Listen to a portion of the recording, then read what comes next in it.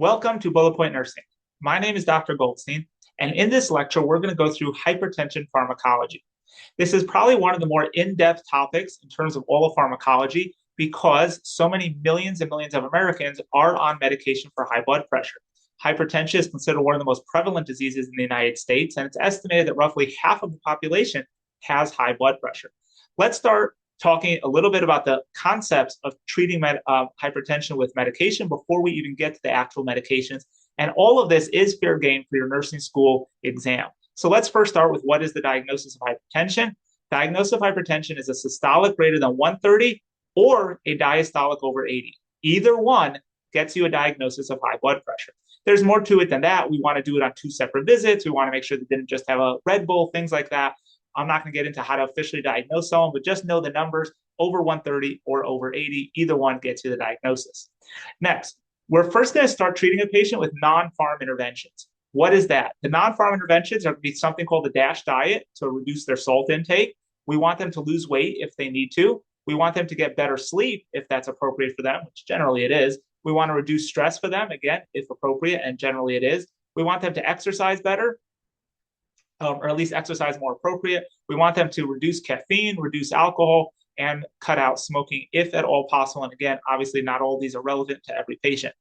Those are the non-pharmacological interventions, what the AHA calls TLCs, therapeutic lifestyle changes. That's going to be our first line choice in how to treat the patient that has hypertension.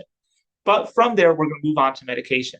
It's up to the provider and the specific circumstance and also the patient's input on whether or not we go straight to medication or we first give it a trial where we see if they can manage their blood pressure on their own through the TLCs, the lifestyle changes.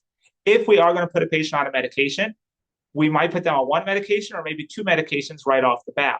When we're putting a patient on a medication, we would rather put a patient on 2 lower dose medications than 1 high dose medications. Even though generally we prefer to have a patient on the least number of medications as possible, for the simple reason being, the more medication a patient's on, the lower the compliance with those medications, or at least the risk of not being compliant. So generally, we prefer the patient to be on the least amount of medications as possible. However, with high blood pressure, we'd rather the patient be on 2 low-dose medications than 1 high one, and I'll explain why in just a minute. First of all, each medication for blood pressure can generally lower a patient's blood pressure by 10 to 20 points, and we're talking the systolic. So if your blood pressure is 175 over 90 on a good day, there's no way a single medication is going to get your blood pressure down to where it needs to be, so you're for sure going to need multiple medications. If a patient is being prescribed medication for hypertension, you must educate them on the consequences, on the physiology of their disease.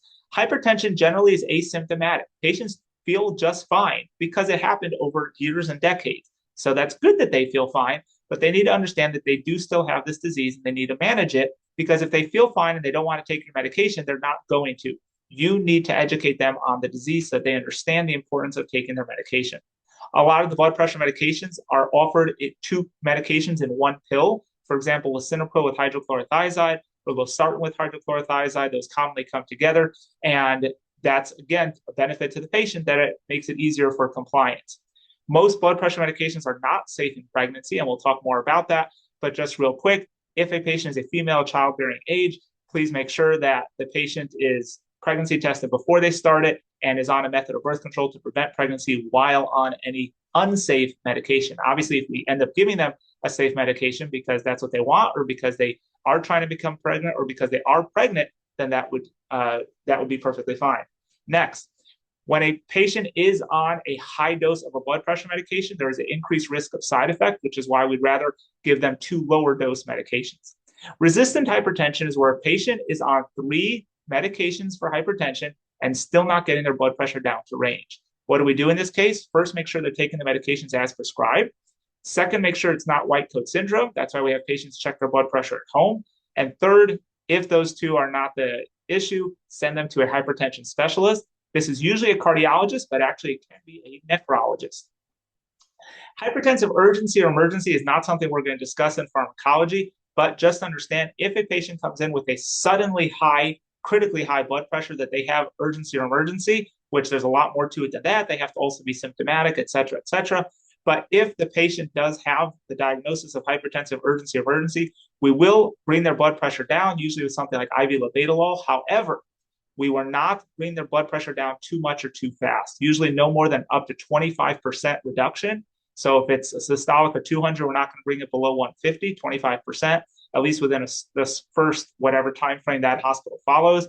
And secondly, we're not trying to get their blood pressure down to 120 over 80. Absolutely not. We're going to slowly get it down, no more than 25% reduction, and in the first period of time. And even at that point, we're going to slowly go down from there. We're not going to try to get the patient's blood pressure back to normal overnight. Next, I assume this is obvious. Every single time you give a patient a blood pressure medication, you must assess the blood pressure both before you give it and afterwards. And also, you've probably heard me say this in other videos, if a patient does have a need to check one of their vital signs like their blood pressure, you should always be checking all the vital signs. It's a great habit to get into, and not being in that habit can get you in trouble. Finally, when a patient is starting or stopping a blood pressure medication, we almost always are going to titrate and taper. So we're going to slowly go up on their dose, and on the flip side, if they're coming off of it, slowly go down on their dose. Patients always ask, is this going to be a medication I need to take for the rest of my life? The short answer is yes. In most cases, this is going to be something you're going to take the rest of your life, but it doesn't have to be. It is up to them.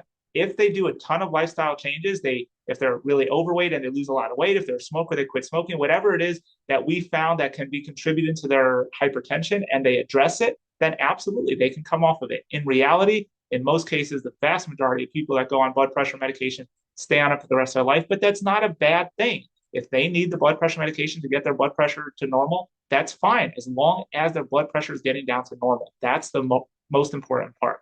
Let's talk about the medications. So we have our first-line drugs and our backup drugs. The first-line drugs are ACEs, ARBs, thiazide diuretics, and calcium channel blockers. We'll talk about all of these in just a few minutes, but just recognize these four classes because that's certainly a test question that I've seen very often. Which of the following is a primary agent used for the treatment of hypertension? These would be your answers. Any of the ACEs, the ARBs, the thiazide diuretics, or the calcium channel blockers. Calcium channel blockers comes in two varieties. We'll talk about both of them in this video, but this is specifically one of them that's considered a first-line agent. You'll understand when we get to it. There are a whole list of backup options: beta blockers, alpha agonists, vasodilators, renin blockers, sodium nitroprusside, the other type of calcium channel blockers, as I just mentioned. All of those are backup drugs. Let's start to learn about each of these, starting with the first-line agents. So we're going to start with angiotensin-converting enzyme inhibitors, ACE inhibitors. ACE inhibitors blocks RAS, R-A-A-S, RAS. What is RAS? RAS is the renin-angiotensin-aldosterone system. It's a system we all have in our body. It's controlled by the kidneys, and it's meant to bring up our blood pressure, to bring up our blood pressure. If we block this system, our blood pressure comes down. Simple enough.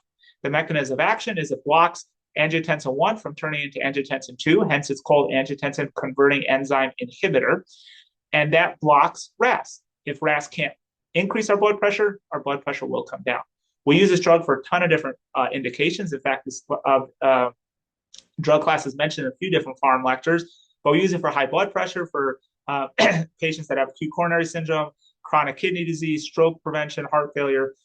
The side effects of this medication are kidney injury, angioedema, that's facial swelling, and a chronic dry cough. A chronic dry cough is one of the more common side effects. Some patients will say it's tolerable and they'll stay on the medication. Some patients will say it's intolerable, it's interfering with their daily life, and they want to be off that medication. And finally, hyperkalemia is another adverse effect.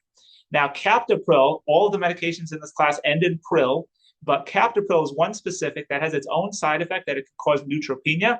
I think that's pretty nitpicky, but I have seen it on some test banks. So I wanted to make sure to throw that in there. These do have a black box warning, just like the next drug class, that they are teratogenic, as we mentioned earlier, can't be taken in pregnancy. Next, we have the ARBs. ARBs do the exact same thing, just in a different place. They work by blocking RAS. RAS is a complicated pathway.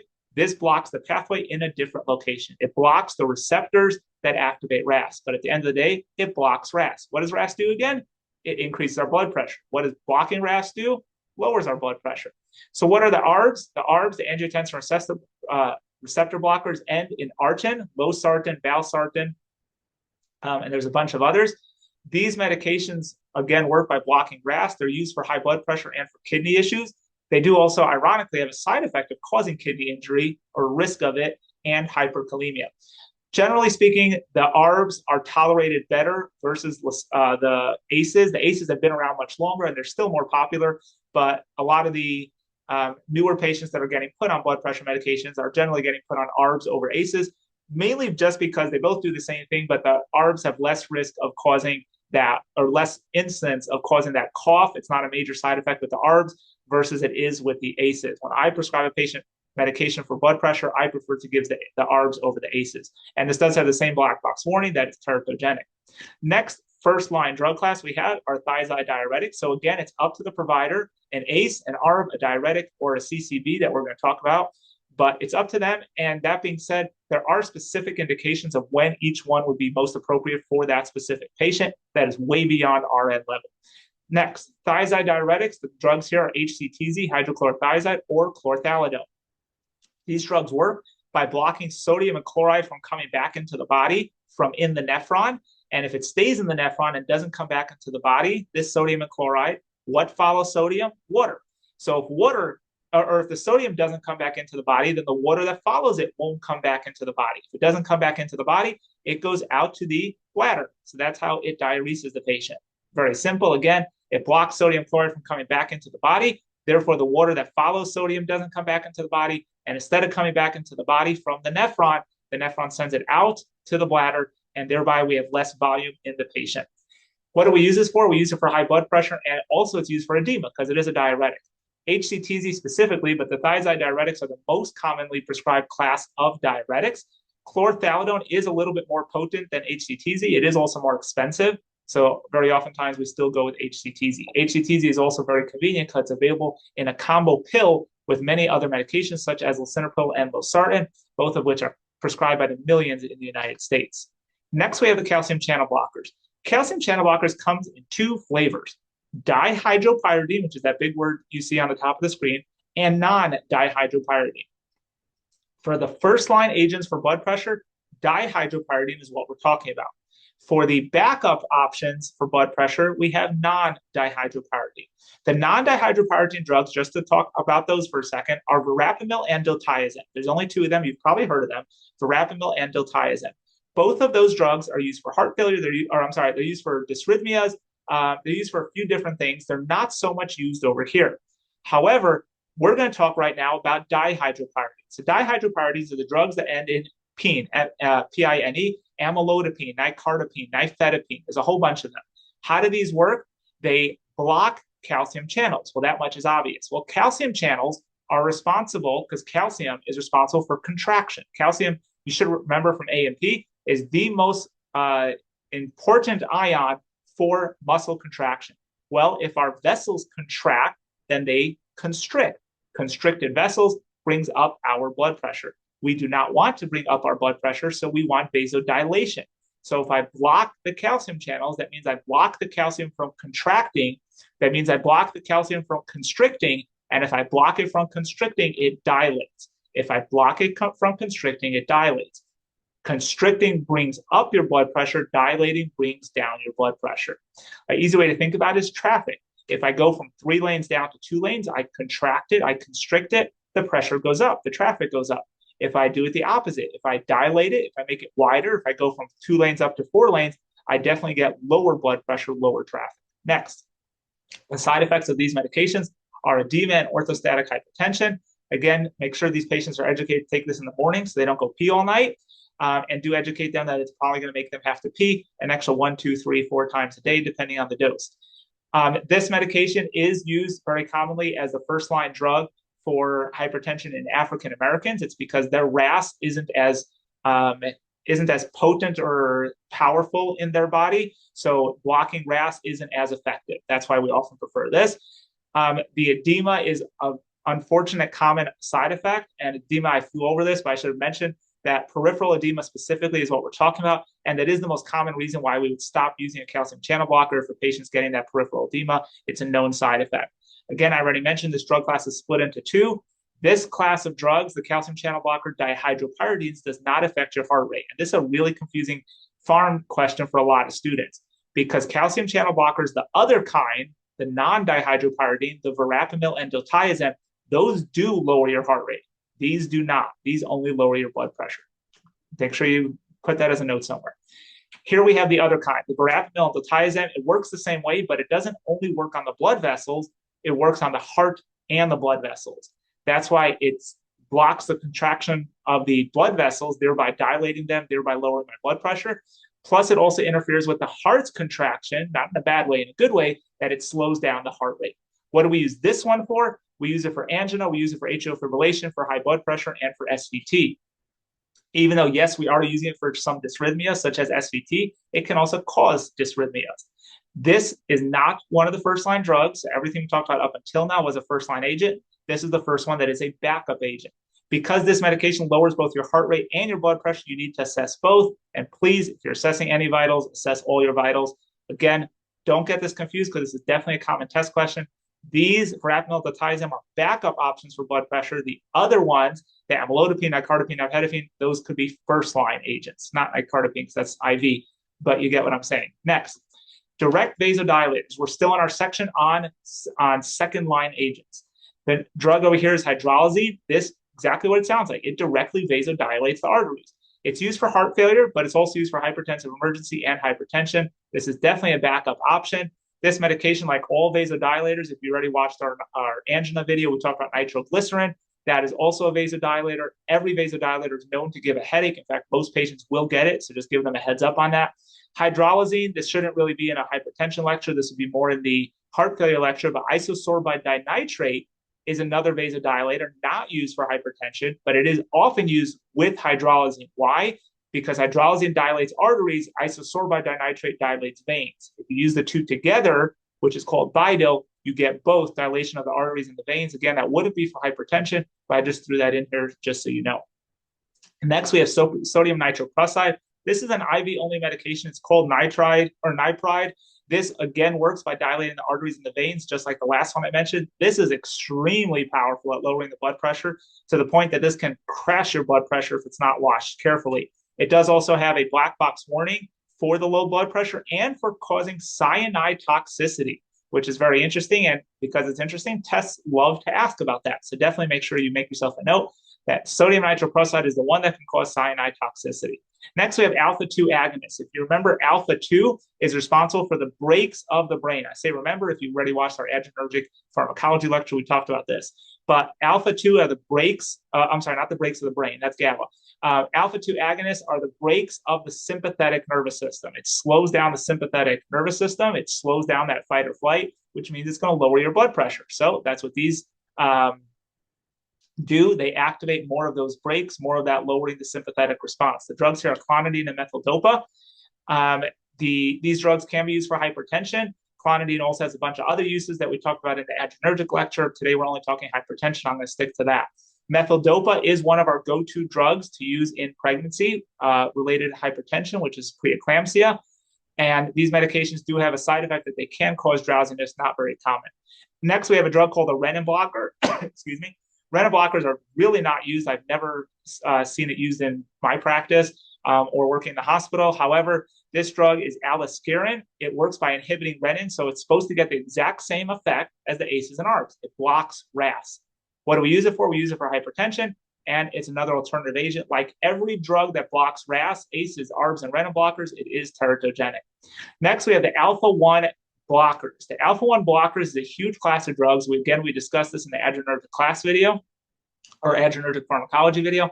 And the two drugs I'm going to talk about right now are doxazosin and prazosin. Alpha-1 does have other drugs in this class that are used for BPH, benign prostatic hyperplasia. However, today we're talking about hypertension, and these are two of the alpha blockers that are used for hypertension. How do they work? They block alpha-1. Alpha-1 vasoconstricts. If I block alpha-1, I get vasodilation. We already mentioned vasodilation equals lower blood pressure.